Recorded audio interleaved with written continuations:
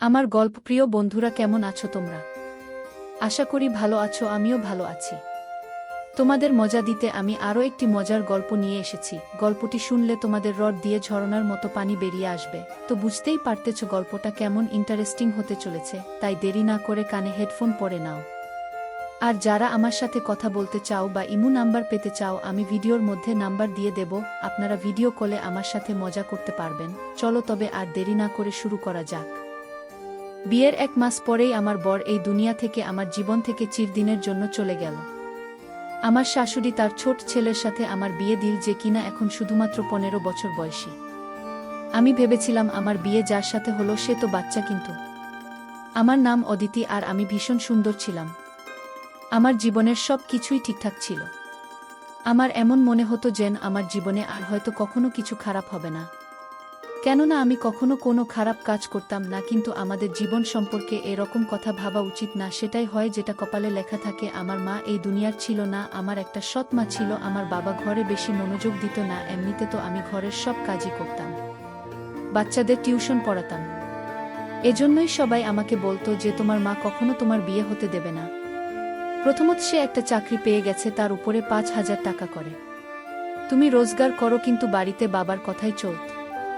বাবা যেটা বলতো সেটাই হতো। আর এই জন্যই বোধ হয় ব্যাপারটা বদলে গিয়েছিল।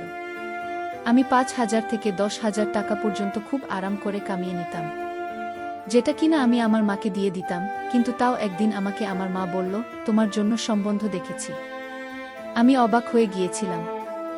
আমি ভাবলাম হয়তো ইয়ার্কি করছে, কিন্তু সে আমাকে এটা বলেনি যে তোমার জন্য সম্মানিত, যেখানে ঠিক হয়েছে তারা তোমায় দেখতে আসছে। সে বলেছিল যে তোমার জন্য সম্মত দেখা হয়ে গেছে, কথাও পাকা হয়ে গেছে, তুমি বিয়ের জন্য প্রস্তুত হও। 1 মাসের মধ্যে তোমার বিয়ে হয়ে যাবে। আমি অবাক ছিলাম, কিন্তু ভিতরে ভিতরে খুশিও ছিলাম, কেননা আমার জীবনের একটা নতুন মোড় আসতে চলেছে।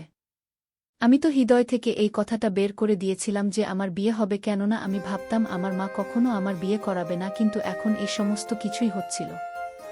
এজন্য আমি ভীষণ খুশি ছিলাম, আর আমি হাসতে হাসতে বিয়ের প্রস্তুতিতে জুটে গেলাম। বিয়ের রাতে অনেক কিছু অদ্ভুত ঘটল। আমি তোমার বরকে দেখলাম না। আমাদের দুজনকে একসাথে বসানো হলো, কিন্তু আমি নিচের দিকে তাকিয়েছিলাম। নববধূর মধ্যে এত সাহস কোথা থেকে হবে যে সে মাথা তোলে আর ঘাড় ঘুরিয়ে নিজের বরকে এক ঝলক দেখতে পায়? এজন্য আমিও দেখিনি। এরপর যখন আমি ঘরে বসেছিলাম, তখন আমি আমার বরকে দেখলাম। আমি জানতে পারলাম যে সে কতটা সুন্দর আর একজন ভালো মানুষ ছিল। সে প্রথম দিনেই আমাকে অনেক সম্মান দিয়েছিল, আমার সাথে হাসি মজা করেছিল, আমাকে একটা উপহার দিয়েছিল।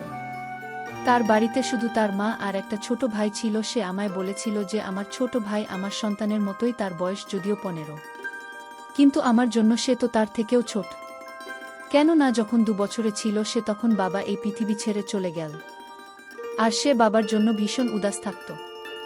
এই জন্য বাবার জায়গা আমি নিলাম। আমি রোজ রাতে তাকে বুকের সাথে জড়িয়ে ঘুম পাড়াতেন। তখন থেকে সে আমার জন্য এমন যেন সে আমার নিজের সন্তান। আমার দেওরের নাম প্রতীক। আমার বর বলল, তুমি সব সময় ওর খেয়াল রেখো। আমি বললাম, ঠিক আছে, তুমি চিন্তা করো না। সে আমার জন্য আমার ছোট ভাইয়ের মতোই। বিয়ের ভালোই কাটলো, এমন মনে হচ্ছিল যেন জীবনটা খুব ভালোভাবেই কাটবে। কিন্তু যখন সকাল হল, শাশুড়ি কিছু অদ্ভুত জিজ্ঞাসা করল, আর আমার ঘরে চলে এলো। বিছানার চাদর এদিক ওদিক করে দেখতে লাগল। আমি বুঝতে পেরেছিলাম সে কি খুঁজছে। তারপর আমাকে অদ্ভুত অদ্ভুত প্রশ্ন জিজ্ঞাসা করতে লাগল। আমি তাকে বলে দিলাম, আর তারপরে সে নিশ্চিন্ত হলো। আমার এত লজ্জা লাগছিল, আমি লজ্জায় ঘেমে গিয়েছিলাম। আমি ভাবতে লাগলাম, মহিলারা এরকম আচরণ কেন করে? তার নিজের তো কোনো মেয়ে ছিল না। যদি তার নিজের মেয়ের সাথে এই সমস্ত কিছু হতো, তাহলে তার কেমন লাগতো? আমি বিশ্বাস করতাম যে এটা অনুষ্ঠান নয়, এটা সোজাসুজি মহিলাদের চরিত্রের উপর সন্দেহ করা, যে বিয়ের আগে আর কারো সাথে তার সম্পর্ক ছিল কি না, আর বিয়ের আগে অন্য কারো সাথে সে শুয়ে আসেনি তো। তারপর আমি আমার দেওর সাথে কিছুক্ষণ বসে গেলাম। আমার শাশুড়ি বলল যে তুমি এবার তৈরি হয়ে নাও, রোজ তোমাকে দেখতে আত্মীয় স্বজন আসবে। বিয়ে যেহেতু এত ধুমধাম করে হয়েছে, যখন কিনা এত পয়সা ছিল না, কিন্তু আস্তে আস্তে করে সমস্ত লোক তোমাকে দেখতে আসবে। আর তোমার মুখ দেখে তারা যা কিছু পয়সা দেবে সেগুলো আমাকে দিও। আমি বললাম, ঠিক আছে। আমার শাশুড়ি বংশ পরম্পরা চালিয়ে যাওয়ার মতোই শাশুড়ি ছিল, কিন্তু দেওর ভালো ছিল। প্রথমে আমার সাথে হাসি মজা করতে লাগলো, তারপর সে অদ্ভুত ধরনের কথা বলতে শুরু করল। আমাকে জিজ্ঞাসা করল, তুমি আর দাদা কি করছিলে? আমি বললাম, আমরা কথা বলছিলাম। সে বলল, তোমরা তাড়াতাড়ি শুয়ে পড়েছিল, তোমাদের ঘরের লাইট বন্ধ হয়ে গেছিল। আমি দেখলাম, আমি অবাক হয়ে গেলাম। আমি বুঝলাম ও আমাদের ঘরের বাইরে বসেছিল, ও আমাদের কথা শোনেনি। তো আমি ভীষণ লজ্জায় পড়ে গেলাম, কিন্তু শেখথা বলতে লাগল, এমন করে বলতে লাগল যেন সে কিছু জানে না। এই জন্য আমি আর বেশি কথা বাড়ালাম না। সে বলতে লাগল, তুমি কোথায় ঘুমাও দাদা, কোথায় শোই? আমি কিছু বুঝতে পারছি না যে একে আমি কি জবাব দেব। তারপর জিজ্ঞেস করতে লাগল, তোমরা দুজনে একসাথে সহ? আমি ভীষণ লজ্জা পেলাম। সন্ধ্যাবেলায় আমি আমার বরকে এই কথাটা যখন বললাম যে সে এভাবে আমাকে প্রশ্ন করেছিল, অদ্ভুত কথা, এত ছোট বাচ্চার মাথায় এত প্রশ্ন। আমার বর বলল, আমি তোমাকে বলেছিলাম তো তার খেয়াল রাখতে হবে তোমায়, তুমি প্রথম দিনেই তার অভিযোগ আমাকে শোনাচ্ছ। আমি বললাম, আমি অভিযোগ শোনাচ্ছি না, কিন্তু আজকালকার বাচ্চাদের মাথায় এই ধরনের প্রশ্ন আসা উচিত না। আমার বর বলল, সে তোমাকে এমন কিছু প্রশ্ন তো করেনি, ওই সমস্ত ভেবে প্রশ্ন করেনি। এই বয়সে এই ধরনের জিজ্ঞাসা মনের মধ্যে মানুষ জিজ্ঞাসা করতে পারে। আর আমার ভাই ভীষণ নিরীহ, তার খেয়াল রাখতে বলেছি। আমি তার দুর্বলতা বা ভুলগুলো খুঁজে খুঁজে বের করতে বলিনি। সে বেচারা তোমার আগে পিছনে ঘুরতে থাকে বৌদি বৌদি করে, তার মুখ কখনো হাফায় না। আর তুমি এক যে ওর জন্য এই ধরনের চিন্তা ভাবনা রাখো। আমি তো অবাক হয়ে গেলাম যে আমার বরের কি হয়েছিল। সে সত্যিই নিজের ভাইয়ের ব্যাপারে অনেক বেশি নরম আর আবেগপ্রবণ ছিল। এই কথাটা বুঝতে আমার বেশি দেরি হয়নি যে আমার বরকে খুশি রাখতে হলে তার সামনে তার ভাইয়ের বিষয়ে খারাপ কথা বলা চলবে না, না হলে তার খারাপ লাগতে পারে। এরপরে আমি এরকম কিছুই বলতাম না। আমাদের বিয়ে হয়েছে মাত্র 1 সপ্তাহ হলো। আমার বর সোজাসাপটা মানুষ ছিল না। সে আমার সঙ্গ দারুণভাবে উপভোগ করত। সে আমাকে ছাড়তেই চাইত না। একদিন তো সকালবেলায় আমার শাশুড়ি আমাকে ডেকে ডেকে হয়রান, কিন্তু আমার বর তার কাছ থেকে আমাকে উঠতে দিচ্ছিল না। সে বলছিল, আমার সাথে ভালো ভালো কথা বলো, আমার চোখের দিকে তাকাও। তুমি কি কখনো সিনেমা দেখেননি, যেমন সিনেমার হিরো হিরোইন একে অপরের সাথে বসে কথা বলে, তেমন তুমি আমার কাছে বসে কথা বলো? আমি বললাম, তোমার মা আমায় ডাকছে, হয়তো কোনো কাজ আছে, কেননা 10টা গেছে, সকালে 4 বা 5টা তো বাজেনি। কিন্তু আমার বর আমার সাথে কথা বলতে থাকছিল। আর তারপর সেটাই হলো, আমার শাশুড়ি আমাকে বকা দিল। আমি এইসব লোকেদের বুঝতে পারছিলাম না, এটা একটু অদ্ভুত ছিল। আমার শাশুড়ি বলে দিল, তুমি তো আসতে আমার ছেলেকে নিজের আঙুল জড়িয়ে নিলে, তুমি ছাড়া তো সে আর কিছু দেখতে পায় না। আমি বললাম, এরকম কোনো ব্যাপার না। এবার সে যদি নিজে থেকে আমার পেছনে পেছনে ঘুরে, তাহলে আমি কি করতে পারি? কিন্তু আমার বর আমাকে বলেছিল আমার মায়ের সব সময় খেয়াল রাখবে, তাকে খুশি রাখবে। এজন্য আমি পুরো ঘরের কাজ ভালোভাবে করতাম, কখনো কিছু বলতাম না, কোনো জবাবও দিতাম না। আর যদি জবাব দিতাম, অন্যভাবে দিতাম, যাতে সে রাগ না করে। আমার বিয়ে হয়েছে এখনো 1 মাসও হয়নি, যখন আমি একটা বাজে খবর পেলাম যে আমার বর এই দুনিয়া থেকে চলে গেছে। এরপর আমরা অনেক বেশি সমস্যার মধ্যে পড়ে গেলাম, আর ভাবতে লাগলাম এটা মিথ্যে খবর। কিন্তু যখন লাশ বাড়িতে আসলো, তখন তো আমাদের হুঁশ উড়ে গেল। আমার শাশুড়ি, দেওর আর আমি খুব বাজেভাবে চিৎকার করতে লাগলাম, কান্না করতে লাগলাম। আমরা প্রার্থনা করেছিলাম যে এই খবরটা যেন মিথ্যা হয়, কিন্তু আমার বর এই দুনিয়া থেকে সত্যিই চলে গিয়েছিল। এই দুঃখটা আমার জন্য অনেক বড় শক ছিল। আমার মা বাবা বলছিল, বাড়িতে থাকো, এরপরে আমরা তোমাকে গিয়ে নিয়ে আসব। আমি কাঁদলাম আর যন্ত্রণায় ছটফট করতাম।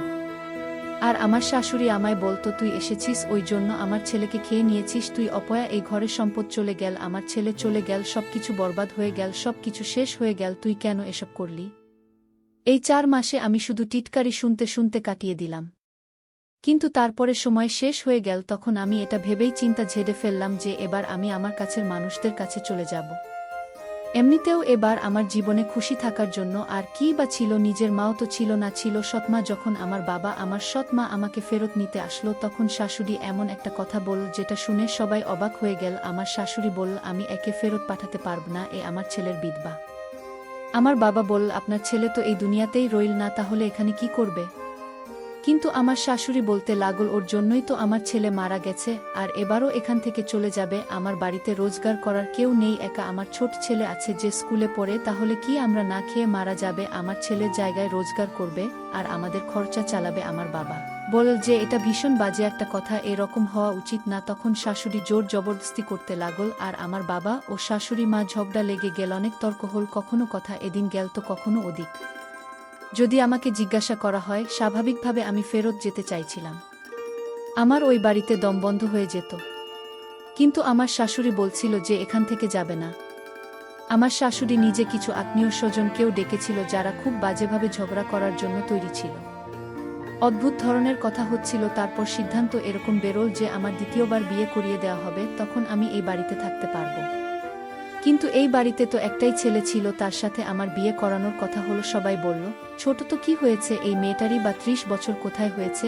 আর এইভাবে আমি বাড়িতে থেকে গেলাম এই বাড়িতে। তারপর আমি বড় হয়ে গেলাম। আমি কিন্তু এই সমস্ত কিছু চাইছিলাম না, কিন্তু আমার শাশুড়ি আমার বাবাকে রাজি করিয়ে নিল। আমার সত্ত্বা বল, ভালো কথা, আমরা যদি একে নিজের ঘরে নিয়ে যাই আমাদের কি লাভ হবে? দ্বিতীয়বার তার বিয়ে হবে না, কোথাও থেকে দ্বিতীয়বার সমন খুঁজব। একজন বিধবার জন্য সম্বন্ধ কি এত সহজ? আজকাল তো কুমারী মেয়েদেরই সম্বন্ধ পাওয়া যায় না। এজন্য একে এখানে থাকতে দেওয়া হোক, না হলে সমাজের লোকেরাও কথা শোনাবে একটা মেয়ে যে আমার সভা হতে চলেছে। এই অফারকে নাকচ করার বদলে এখানে ওকে নিয়ে আসা আমাদের ঘরের জন্য ঠিক হবে না। আমাদের ঘরেও তাকে বিধবা বলা হবে। আমার মা অদ্ভুত কথা বলতে লাগল বাবাকে রাজি করানোর জন্য, আর তারা আমাকে ওখানেই ছেড়ে চলে গেল। কিছুদিন পরে আমার বিয়ে আমার ছোট ভাইয়ের সাথে করিয়ে দেওয়া হলো, যাকে আমার বর নিজের ছেলে বলতো আর যাকে আমি বাচ্চাই ভাবতাম। আমি আমার বরের মৃত্যুতে এত টাকা দিইনি যতটা এই বিয়ের কথা শুনে কেঁদেছিলাম আর চিৎকার করেছিলাম, কিন্তু কেউ আমার কথা শুনল না। আর আমার বিয়ে করিয়ে দেওয়া হলো। আমার বিয়ের সময় আমার শাশুড়ি আমার মাথা জোর জবরদস্তি ধরে আমাকে হ্যাঁ বলে দিয়েছিল। তারপরে আমি জেদ করলাম, আমি আমার দেওর সাথে ঘরে যেতে চাই না। কিন্তু আমার শাশুড়ি আমার পেছনে পড়ে গেল। সে বলল, আজকে ফুলশয্যা, আর তুই যদি ওই ঘরে না যাস তাহলে আবার কিছু হয়ে যাবে। আর তুমি কি আমার দ্বিতীয় ছেলেকেও মারতে চাও? কিন্তু তাও আমি গেলাম না। পরের দিন আমার শাশুড়ি আমাকে বলল, তোমাকে চাকরি করতে হবে। সে পাড়ায় অনেকগুলো বাচ্চাকে জড়ো করল, আর এবার আমি রোজ পুরী থেকে 30 বাচ্চাকে পড়াতে লাগলাম। আমার মাথা খারাপ হয়ে গিয়েছিল, আমি ভীষণ ক্লান্ত হয়ে যেতাম। এছাড়া আমি ঘরের কাজ করতাম। এক সপ্তাহ এভাবে কেটে গেল। আমি আমার দেওরের ঘরে যেতে ঘাবড়ে যেতাম, যেতে চাইতাম না। আমার মনে হতো সে তো বাচ্চা, আমার সাথে তার সম্বন্ধ করিয়ে দেওয়া হলো। ব্যাস, সে নিজের ঘরে থাকুক আর আমি আমার ঘরে থাকি। তার ঘরে গিয়ে আমি কি বা করতাম? কিন্তু আমার শাশুড়ি আমার পিছনে পড়ে গেল। কিছুদিন তো এভাবে কেটে গেল। একদিন আমি অবাক হই ছিলাম, আমার দেওর সে নিজেই এরকম বলছিল যে আমার বুকে আমার করে পাঠাও। কিন্তু আমি জানতাম যে সে একটা বাচ্চা, সেই সমস্ত বিষয় কিছুই জানে না, সেজন্যই সেরকম বলছে। তার অদ্ভুত লাগার পরিবর্তে সেই জন্যই খুশি হয়েছিল। একে তো তার বিয়ে হয়েছিল, তাও এত তাড়াতাড়ি। তার জন্যই সমস্ত কিছু নতুন ছিল। আমি তো অবাক, তার মাথার মধ্যে এই ধরনের কথা প্রথম দিন থেকেই ছিল। আমি বুঝে গিয়েছিলাম যে তার এই ধরনের জিনিসের শখ ছিল, কিন্তু সেটা জানতো না যে স্ত্রী কি হয়। আর আমার জীবন তো বরবাদ হয়ে গেল। আমার জীবনে আর কিছুই বেঁচে ছিল না। আমি একদিন ঠিক করে নিলাম আমি বাড়ি থেকে পালিয়ে যাব।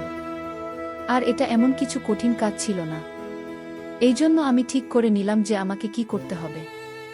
আমি আমার শাশুড়ি ঘুমানোর পর ঘর থেকে পালিয়ে যাওয়ার প্ল্যান করলাম আর আরাম করে বাড়ি থেকে বেরিয়ে গেলাম। রাস্তা পর্যন্ত পৌঁছলাম, কিন্তু আমাকে আমার দেওর আটকেছিল, কেননা সে এখন আমার স্বামী। সে বলল, তুমি কোথায় যাচ্ছ? আমি বললাম, আমি আমার বাড়ি যাচ্ছি। আমি মিথ্যা বলেছিলাম। সে বলল, তুমি মাঝরাতে এভাবে যেতে পারো না। যদি তুমি যেতে চাও আমি কালকে তোমাকে নিয়ে যাব। আমি বললাম, তুমি বুঝতে পারছো না কেন আমি এখানে থাকতে চাই না। সে বলল, চিন্তা করো না, আমি তোমাকে সাহায্য করব। তুমি যা বলবে আমি তাই করব। তোমার কোনো সমস্যা হবে না, আমি তোমার খেয়াল রাখব।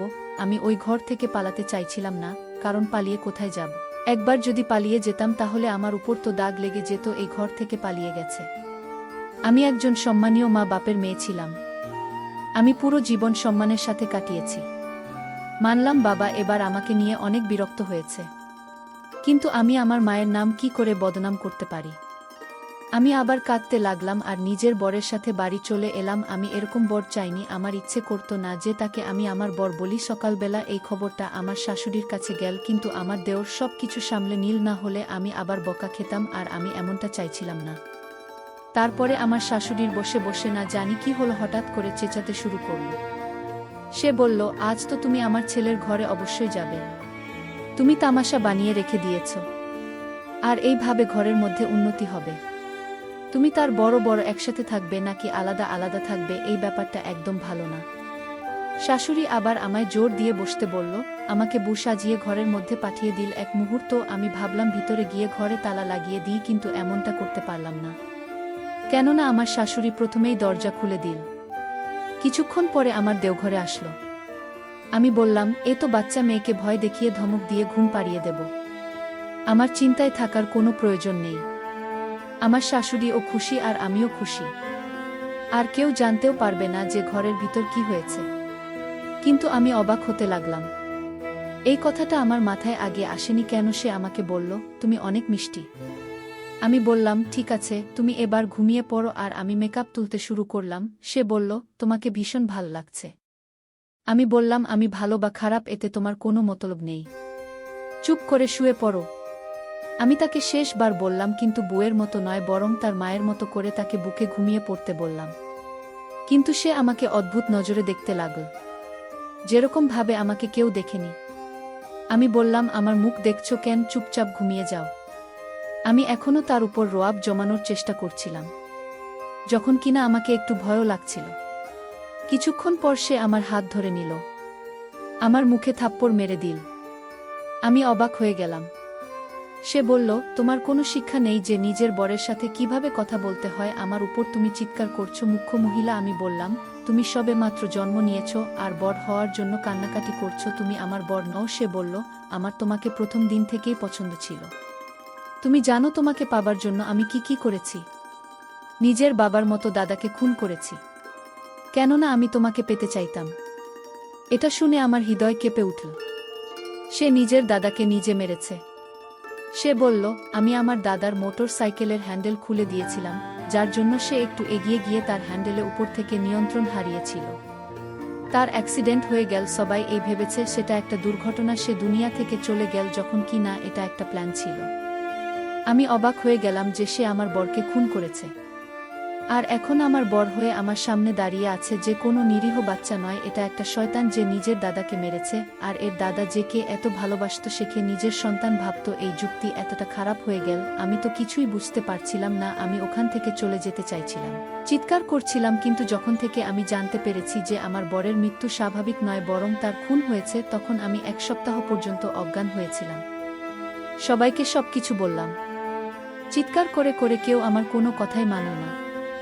সবাই বলল, এরকমটা হতেই পারে না, সে তার ভাইকে কখনো মারতে পারে না। তুমি মিথ্যা বলছো, কারণ তুমি ওকে বিয়ে করতে চাইছিলেন না। আমার কাছে একটাই রাস্তা ছিল, আমি আত্মহত্যা করে নিচ্ছিলাম, কিন্তু কেউ আমাকে মরতেও দিল না। আজও আমি এভাবে নিজের জীবন কাটাচ্ছি। আমি বুঝতে পারছি না আমি কি করব। এরপর ভগবান আমাকে একটা মেয়ে দিলেন। আমি এটা ভেবে উদাস ছিলাম যে আমার ভাগ্যই খারাপ, আমার মেয়ের কপাল খারাপ, কিন্তু আমার কপাল একটা খারাপ ছিল না। কেননা আমাদের সাথে সেটাই হলো যেটা সে নিজের দাদার সাথে করেছিল। তার সাথে একটা দুর্ঘটনা ঘটে গেল, আর সেই দুর্ঘটনা থেকে চলে গেল। এটা আমার শাশুড়ির সহ্য হলো না, আর সেও মরে গেল। তারপরে পুরো ঘরটা আমার হয়ে গেল। এবার আমি আমার মেয়ের সাথে থাকি, বাচ্চাদের টিউশন পড়াই, আমার জীবন এভাবেই কাটতে লাগল। আমি কখনো ভাবিনি আমার সাথে এত কিছু হয়ে যাবে, কিন্তু তা ও এত কিছু হয়ে গেল। আমি আমার বরকে ভীষণ মনে করি, তার কথা আমার ভীষণ মনে পড়ে। আর যদি সে থাকতো তাহলে এত কিছু ঘটত না।